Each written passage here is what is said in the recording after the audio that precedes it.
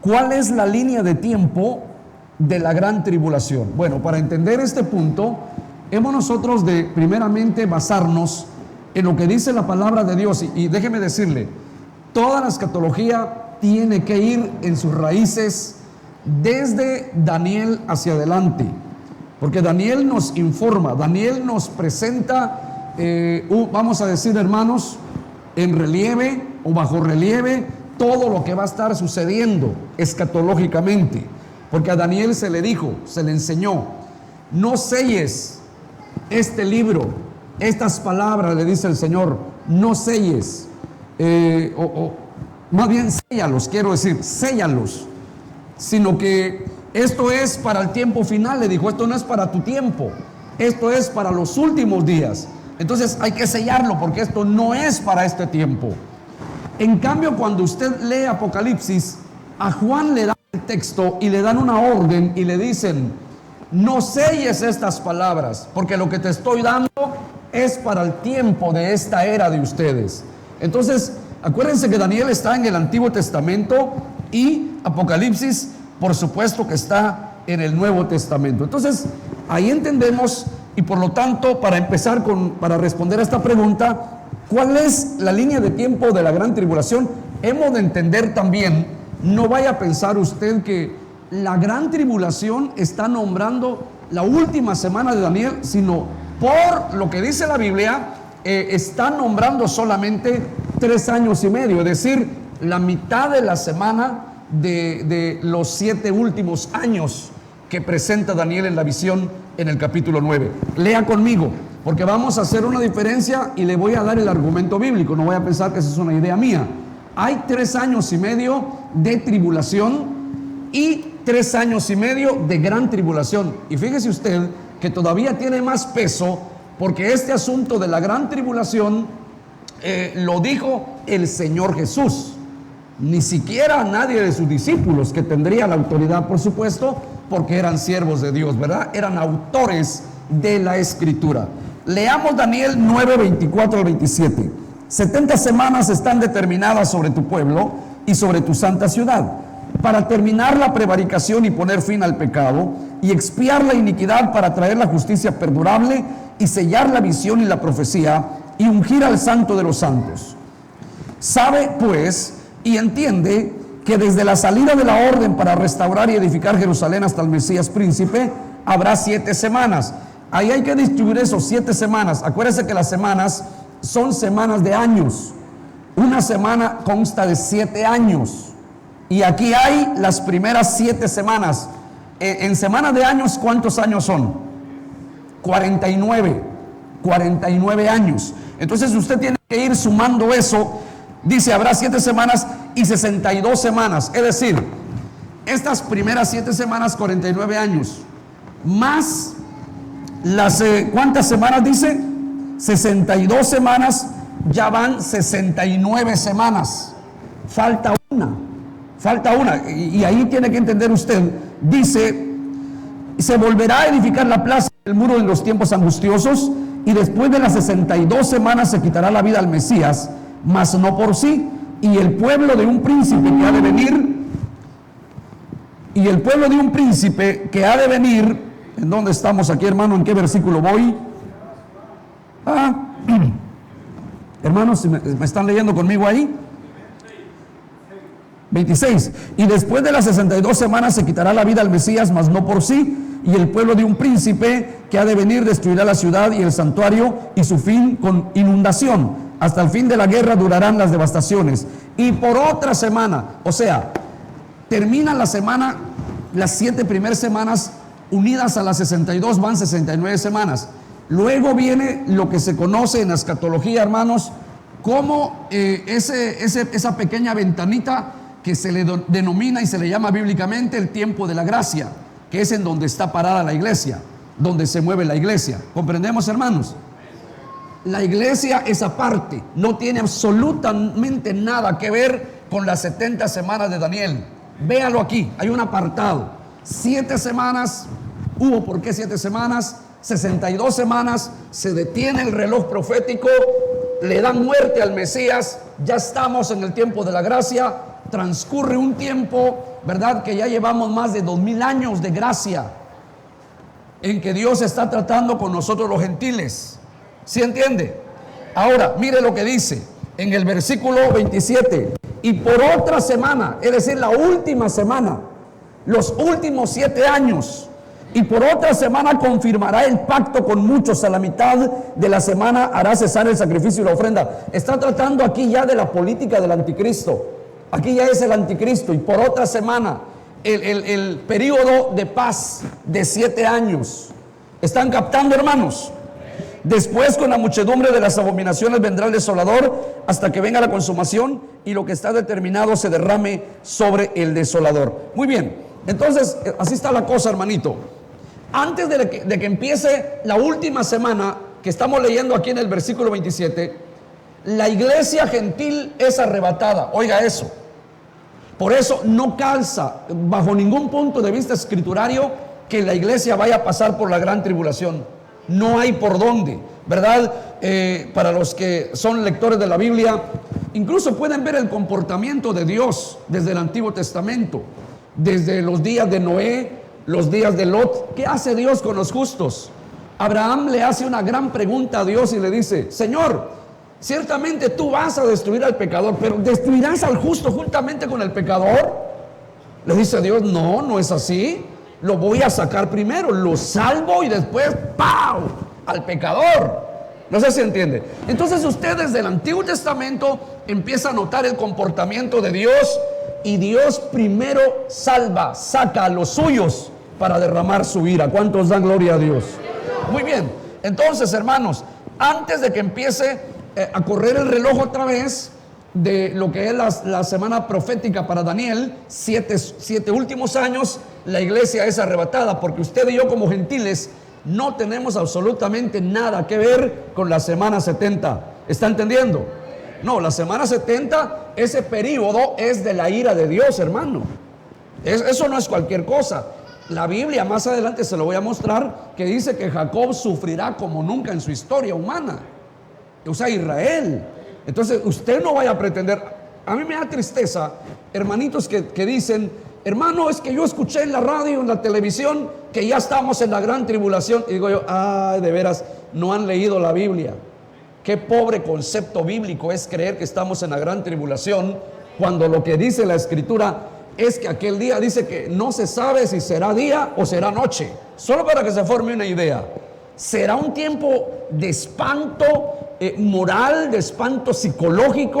Es ahí donde dice la Escritura que muchos desfallecerán por el tronido del mar, por las ondas, por todo. Dice que va a haber una fiebre, hermanos, una peste de infartos al corazón. Mucha gente se va a morir de miedo, porque dice la Biblia, en ese periodo, en esos últimos años, 7 años de la historia humana, antes de que se instaure el reino milenario de Cristo, va a venir todo esto. El día de la ira del Señor, cuando Dios va a castigar a los pecadores que se quedaron. Dice la Biblia: gritará allí el valiente. ¿Sabe por qué la gente hoy día dice: bueno, si me voy al infierno, ¿y qué? Sí, tiene razón. Usted no ha estado en el infierno. Por eso habla así. Si usted hubiera salido con olor a humo, con olor a azufre del infierno, usted sale gritando, pidiendo misericordia, si Dios le permitía salir de ahí. Pero como nadie ha estado ahí, ¿sí me comprende? Entonces hay que tener cuidado, hermano. Mucho cuidado. A ver, estoy tratando, porque esto por supuesto son estudios que hay que empezar a elaborar, se han dado aquí, pero estamos refrescando con esta respuesta y no puedo dar todo el detalle, ¿verdad? Porque, como le digo, es simplemente un tiempecito que tenemos antes de la predicación en general. Entonces, primeramente, hermanos, recibimos al Señor en los aires, tenemos un encuentro con Él ahí. Entre tanto, la iglesia se fue, y es cuando Dios empieza a tratar esos 7 años con Israel. A ver, ¿está entendiendo? Entonces, cuando termina esto, la misma Biblia identifica y dice: y el tiempo de los gentiles pasará, y el número de los gentiles se habrá completado. Esto es algo que con sabiduría nosotros los gentiles tenemos que aprovechar. Hermano, no es nada más de despreciar al Señor. Usted no sabe cómo va a procurar la gente que se quede. ¿Cómo se van a imaginar que el trompeta final todavía está aquí? y que van a venir a tocar la puerta tal vez y que van a querer culto. Yo no lo sé, pero va a ser un tipo de desesperación tal, hermanos, que la gente va a pedir, y eso lo dice la Biblia: correrán de mar a mar, discurrirán buscando, tocando como ciegos. No hay que llegar hasta ahí. Esta ventanita, hermano, ¿me entiende? Imagínense, el reloj profético de Dios para Israel está dentro de 490 años. Esas son las 70 semanas. 490 años. Dentro de esos 490 años, distribuidos en 49 años, distribuidos en 380 y pico de años, y luego 7 años últimos. Es ahí donde Dios ha estado tratando con Israel y tratará al final, ¿verdad? Pero dice el Señor: bueno, ahora se apaga el reloj para los gentiles y lo vuelvo a prender para mi pueblo Israel. Ahora me paso aquí con mi pueblo Israel a tratar con ellos. ¿Está claro, hermanos? Entonces no seamos indiferentes, aprovechemos cada oportunidad. ¿Me comprende? Mire, para usted y para mí cada segundito cuenta.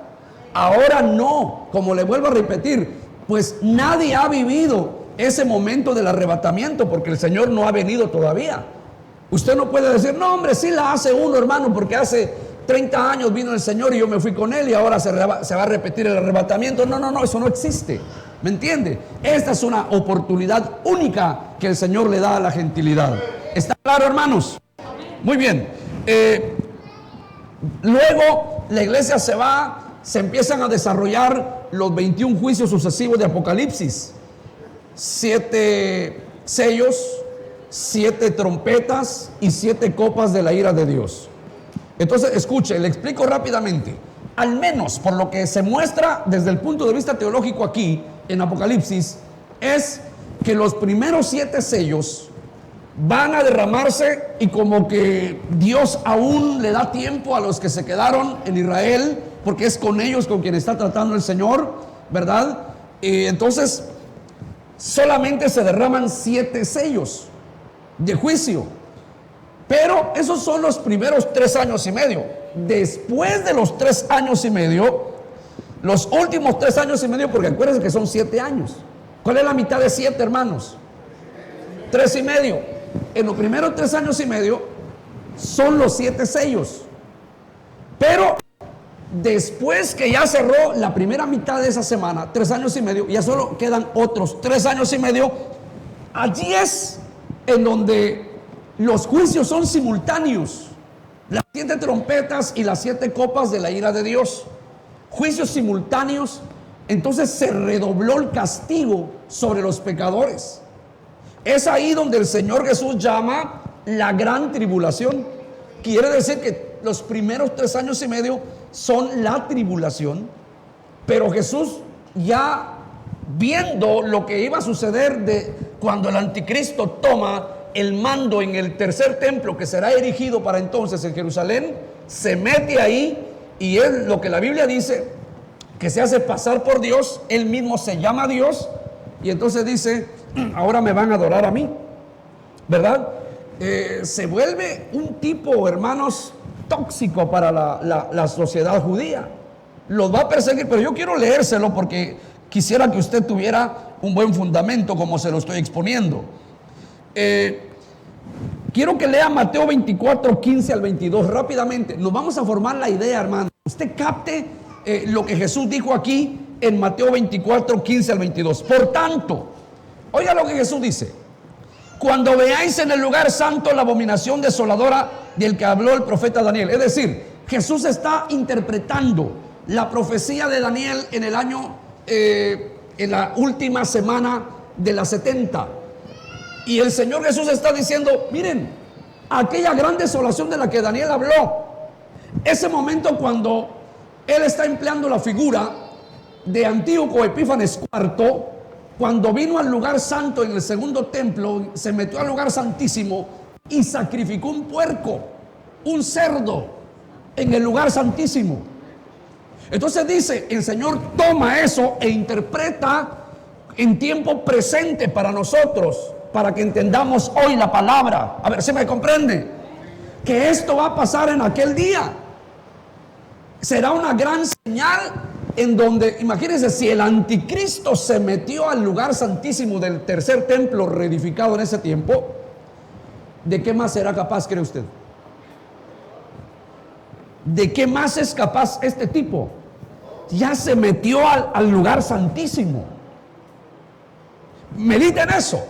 Entonces leamos aquí, sigamos leyendo, donde dice, el que lee, entienda. Eso es lo que dice la palabra acá. Entonces, los que están en Judea, huyan a los montes. El que esté en la azotea, no vuelva atrás para tomar su capa. Mas hay de las que estén encintas y de las que críen en aquellos días. Orad pues que vuestra huida no sea en invierno ni en día de reposo, porque habrá. Ahora, por supuesto, debo explicar esto, ya lo predicamos aquí. Debería de pasar de largo, pero por respeto a la atención que usted está brindando aquí. Aquí no se trata, hermanos, del arrebatamiento para la iglesia. Es decir, no tiene nada que ver con que una hermanita esté embarazada si Cristo viene hoy, o que esté lloviendo. ¿Sí me comprende? Esto fue para la destrucción del segundo templo en el año 70. Ahí fue la destrucción. ¿Sí me comprende? Entonces se puso difícil. Las pobres mujeres embarazadas judías no podían correr, no podían huir. Y los varones que estaban en el campo y oían que ya el enemigo había venido sobre la ciudad, se les dio la orden: no vayan por la capa, váyanse, huyan a los montes, porque va a haber gran mortandad.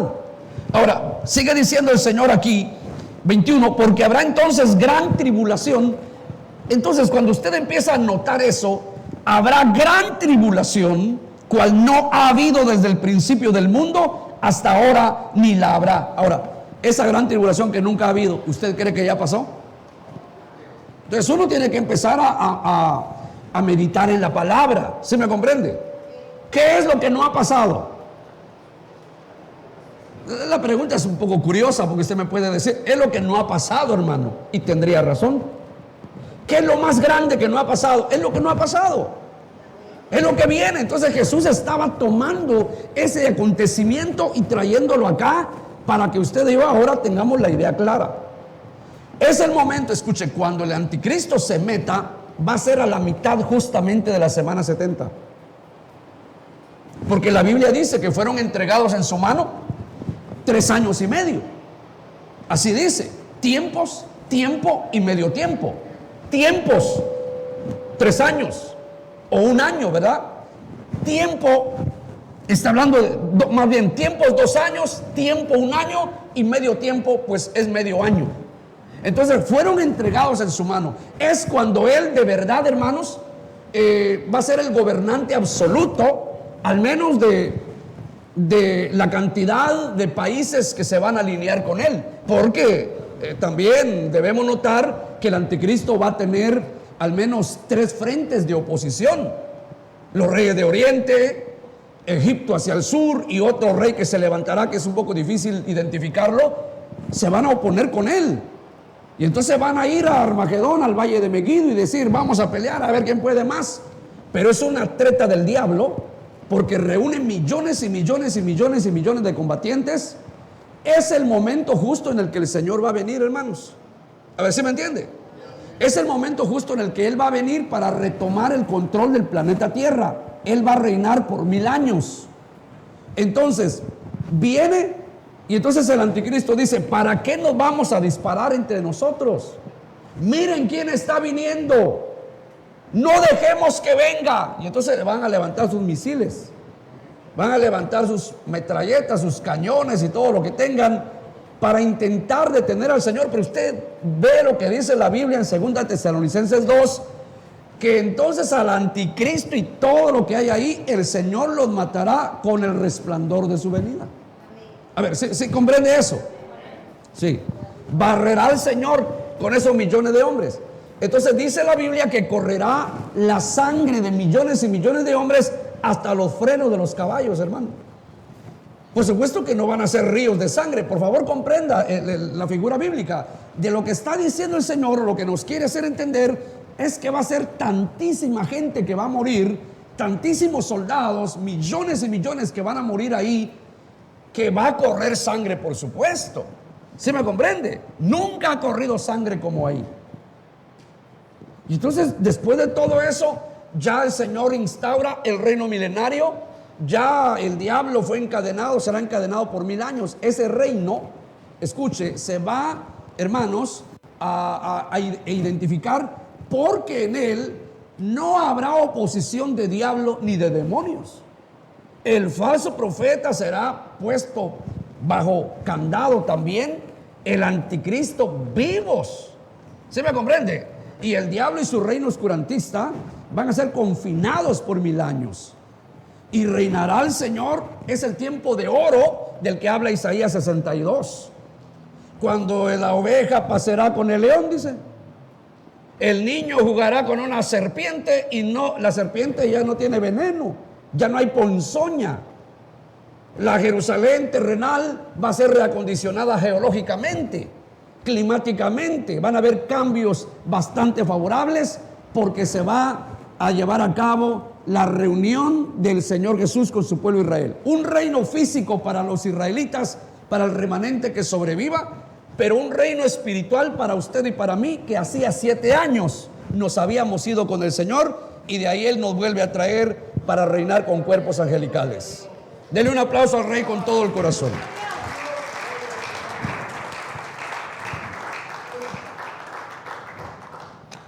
¿Está claro? No puedo ir más allá, hermano, porque entonces no terminaríamos hoy, ¿verdad?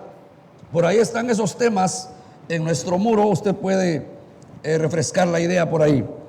Me preguntaban también en qué año fue que Antíoco Epífanes IV sacrificó el puerco en el lugar santísimo. En el año 167 antes de Cristo. Anótelo, porque usted es lector de la Biblia y usted necesita aprender todas esas cositas, ¿verdad? Año 167 antes de Cristo. Antíoco Epífanes IV se le conocía como el loco, porque era terrible, hermanito. Entonces, en Daniel usted encuentra, en el capítulo 7 se habla del anticristo, de figura del anticristo. En el 8, mucho cuidado, porque no es el anticristo, es figura, es tipo del anticristo, y está tratando de Antíoco Epífanes IV. Amén, hermanos. Bueno, yo estoy, no sé si estoy encontrando respuesta en usted, pero esto solamente le apasiona a la gente que ama la palabra, hermanito. Yo no sé si alguien dice, no, a mí no me gusta lo que el hermano está diciendo. Bueno, yo entonces me tendría que sentar con el que me hace las preguntas, y así en privado tendría que contestarle, ¿verdad? Pero esto nos enseña, ¿o no, hermanos? Bueno, mire, tengo otra pregunta aquí. ¿Por qué debe usar cubierta la mujer? Me preguntaron. ¿Por qué la mujer se debe cubrir? Usted puede leer en 1 Corintios capítulo 11, versículos 2 al 16. El Espíritu Santo empieza a hablar así a través de Pablo. Os alabo, hermanos, porque en todo os acordáis de mí. Está hablando de su autoridad ministerial. ¿Se acuerdan de lo que yo les he expuesto? Alabo esa obediencia que tienen a lo que les he enseñado, porque lo están haciendo. Y empieza a hablar él que hay un orden. Escuche, hay un orden y está debidamente estructurado. Dice la palabra, porque Dios es cabeza ¿de quién? Lo dice la Biblia, de Cristo. ¿Y Cristo cabeza de quién es? Del hombre. ¿Y el hombre cabeza de quién es? Ah, bueno. Es un orden estructurado por Dios, hermanas. Usted puede decir, yo no me pongo ese trapo en la cabeza y se acabó. Lo que quiera. Pero usted está saliéndose del orden que Dios estableció, y esto no es gusto del pastor. Amén, hermano. A las niñas Hermanitas, a sus niñas, cómprenle su cubiertita, hombre, por favor, tanto decirles. Es que eso empieza desde chiquititas. Permita usted que estas niñas honren al Señor, porque hay un orden establecido. Imagínense cómo yo puedo ir contra eso. Eso es así, se acabó. Entonces, en la humanidad de Cristo hay una señal de que Él es el mismo Dios manifestado en carne. Por eso Él decía, ¿verdad? Mi Padre y yo uno somos, Juan 10:30. O sea, en Él, dijo Pablo, o el Espíritu Santo en Colosenses 2:9, en Él habita toda la plenitud de la deidad. En ese cuerpo habita toda la plenitud de la deidad. Así que Dios, viviendo en ese cuerpo humano, en unas palabras, ese cuerpo se mueve al son de la voluntad de Dios. Así que Dios es su cabeza. Por eso es lo que está diciendo. Dios es la cabeza de Cristo. ¿Sabe por qué, hermano? Porque hay que aclarar eso. Aquí está el hermano Heriberto, hermano Dago, hermano Freddy, hermano Richard, hermano Otto, los predicadores. Yo sé que tienen alguna idea de esto. ¿Por qué razón los antiguos tenían que hablar así de esta manera, hermano? ¿Sabe por qué? En ese tiempo ya estaban atacando los gnósticos. Ellos creían que Jesús, la humanidad de Jesús, dice que era de lo más terrible. La materia para ellos era algo, hermanos, por eso despreciaban el cuerpo. Despreciaban el cuerpo, tenían un desprecio por el cuerpo humano, porque pensaban, dice que Jesús era una de las últimas emanaciones de Dios.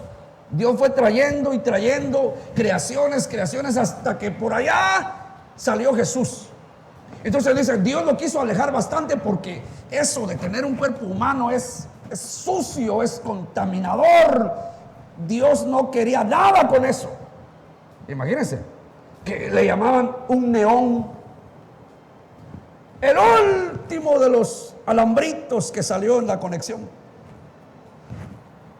Entonces, por eso es que creían, no, si Jesús fue a la cruz, decían los gnósticos, Jesús fue a la cruz y no le dolió nada. ¿Por qué? Él es una ilusión. Eso es mentira. Pero, ¿usted cree eso? Por eso es que hay un orden. Y dice, ¿cómo que no? Dios es cabeza de Cristo. O sea, es verdadero. Lo que está diciendo es verdadero. ¿Comprendemos, hermano? Alguien dirá, ¿y para qué se toma el tiempo el hermano de hablar tanto de eso? ¿Sabe por qué? Porque esto tiene que quedar bien claro, hermano. Amén, hermanitas. Bueno, usted honra a Dios, ¿verdad? Usted ama a Dios. Bueno, y ahí dice todo. Incluso habla aquí de que la misma naturaleza le enseña al varón a no dejarse crecer el cabello. En cambio a la mujer dice que también la misma naturaleza le enseña que debe dejarse crecer el cabello. ¿O no es cierto? Mire usted, a nosotros los varones, usted se pone frente a un espejo, hace una peluca de cabello largo, ¿cómo se ve? ¿Es cierto? Feo, ridículo, mal visto, etcétera. O sea, todo cabe ahí. Y ahora cambia los papeles. Ve a una mujer con el pelo cortado totalmente, ¿cómo se ve? Sí, pierde. Fíjese usted que pierde su fisonomía, porque Dios así constituyó a la mujer. Dios la creó con esa, no sé, cada carita, ¿verdad, hermano, hermana? Usted dirá, pues yo tengo mi cara igual que la de mi esposa, sí, pero ya con pelo usted se desfigura. ¿En serio? Porque Dios no nos creó, vamos a decir, para alterar las razones de la naturaleza. Hay un orden incluso en la naturaleza misma. Y eso lo dijo el Espíritu Santo a través de Pablo. La misma naturaleza os enseña, dice. Entonces ahora viene aquí y voy a aplicar esto. ¿Me están oyendo? Dice, entonces que la mujer se cubra en su culto racional, pero que el hombre no se cubra. Hermanitos, óigame bien, ya viene el frío. Si usted quiere violar lo que dice la palabra, póngase su gorra y esté aquí en el culto. Hablo con los varones. Si quiere violar la palabra, usted puede ponerse una gorra y puede ponerse lo que quiera, pero mire lo que Dios dice. En su culto racional usted no se debe cubrir. A ver, ¿está claro? Ahora todo lo contrario, para la mujer, en su culto racional, ¿qué tiene que hacer? Debe cubrirse. Fíjese que es la palabra. ¿Y de dónde viene eso? Del orden estructurado que Dios tiene. ¿Está claro o no? Ese es un orden estructurado y no lo podemos violar. Por eso, si usted lee lo que el apóstol Pablo estaba diciendo, él sabía que esto iba a chocar, hermano, con las culturas, no solamente con la de aquel tiempo, que a pesar de que en aquel tiempo antiguo ya todas las damas se cubrían, al menos en la sociedad judía, se cubrían las mujeres. Pero esto iba a trascender, y el Espíritu Santo se lo puso al apóstol, que esto iba a trascender años, eras, milenios, y de hecho ha llegado hasta nosotros. Y mire lo que dijo el Espíritu Santo previendo que muchas mujeres iban a rechazar este orden. Dice, con todo eso, si alguno quiere ser contencioso, nosotros no tenemos tal costumbre. O sea, en la iglesia del Señor, mire lo que dice, ni las iglesias de Dios. Si es de Dios, no debe decir que no. Si es de Dios, diga, Señor, si esa es tu palabra, yo recibo esa palabra. ¿Quedó claro, hermanos? O más bien, hermanas. No, también hermanos, ¿verdad? Porque como le digo, hermanos, consideren eso. Consideren eso, por favor. El varón debe guardar acá en el santuario esa línea, y la dama también por el lado suyo. ¿Estamos en lo correcto ahí, hermanos? Ok, por favor, porque no solamente lo ve el pueblo a usted, lo mira el pueblo a usted. ¿Correcto? Amén. Ahora, también dice la palabra que por cuestión de los ángeles la mujer se debe cubrir. ¿Hay ángeles en nuestras reuniones o no? Bueno, primera de Pedro, a esto se reveló que no para sí mismos, sino para nosotros administraban las cosas que ahora os son anunciadas por los que os han predicado el evangelio del Espíritu, por el Espíritu Santo enviado desde el cielo. Cosas en las cuales anhelan mirar los ángeles. O sea, lo que dice Dios en su palabra, están los ángeles como ministradores, según Hebreos capítulo 1. ¿Ellos son qué? Según Hebreos. Sí, pero dice que son mensajeros. O sea, ellos van a rendirle a Dios. No es que Él no sepa, pero ese es el trabajo de los ángeles. Le van a contar a Dios cómo yo explané la palabra hoy. No, hermano, hay un reporte de todo. Hay un reporte de todo, hermanito. Tengamos un poco de cuidado ahí. A ver, ¿estamos, hermanos? Además, la Biblia dice que el ángel del Señor acampa alrededor de los que le temen y lo defiende. Por eso mi pregunta es, ¿hay ángeles aquí en el mundo? ¿Y a quién cree que están mirando esos ángeles? A todos nosotros. Están pasando revista. Ellos van a decirle, Señor, oye, las de trompeta final, las mujeres sí se cubren, Señor. Sí respetan tu palabra, Señor. Por favor, esto no es cuestión de gustos. No es cuestión de que esto se preste a hacer sentir mal a la gente. No, disculpe, es la palabra de Dios. Y nos es de bendición que nos enseñen la palabra, pues, hombre. ¿O no? Si no lo hago es porque no lo entiendo, pero ya que me lo explicaron, pues ayúdeme, Señor, a hacer lo que dice la Biblia, porque es mejor la obediencia que los sacrificios. ¿Estamos ahí, hermanos? Muy bien. Mire, cuando le presentaron a Rebeca, es una jovencita, una doncella, La traen para ser la esposa de Isaac, que ya tiene 40 años. Y Rebeca pues está jovencita todavía. Qué bendición, ¿verdad, hermano? Y entonces dice que cuando Rebeca preguntó, viene en camino. Y dice, ¿y quién es ese caballero que va ahí? Le dice el Eliezer, el damaseno, le dice, oh, es mi hijo de mi amo. Sabía que iba a ser su esposo, o que ya era su esposo. ¿Qué hizo Rebeca? Dice la Biblia. Se cubrió. De eso está hablando, hermanas. ¿Quién es el esposo de la iglesia? Cristo. ¿Por qué se debe cubrir usted? Ah, porque regaña al pastor. No, si yo no tengo nada que ver ahí. Yo le estoy leyendo lo que dice la Biblia. Mire, y otras cosas más que dice. Hay otras citas que no puedo abundar.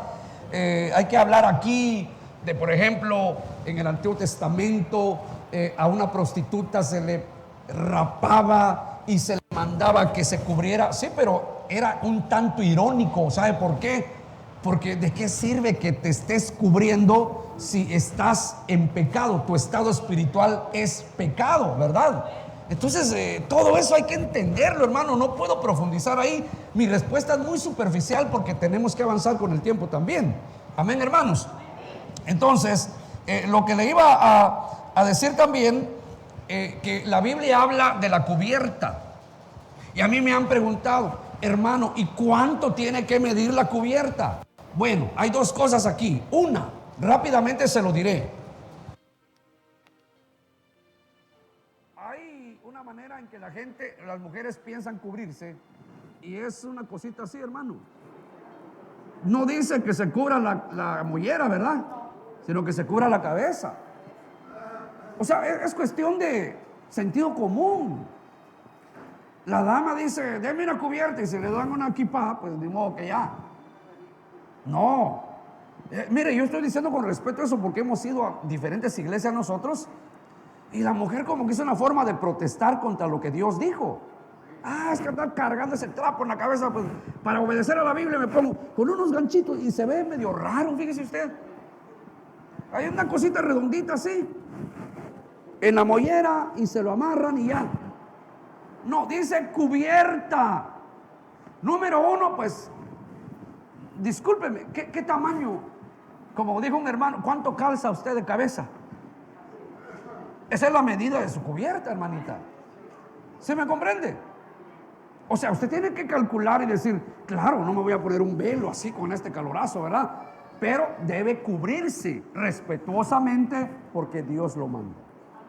Entonces, por el orden estructurado en la Biblia, porque incluso la misma naturaleza es espejo para las damas e incluso para nosotros los varones, y porque hay ángeles en nuestras reuniones, y porque así lo estableció Dios, en la manera como vamos a demostrar que obedecemos a Dios, es que una mujer se debe cubrir en el culto y el varón, al contrario, se debe descubrir. Dele un aplauso al Rey con todo el corazón.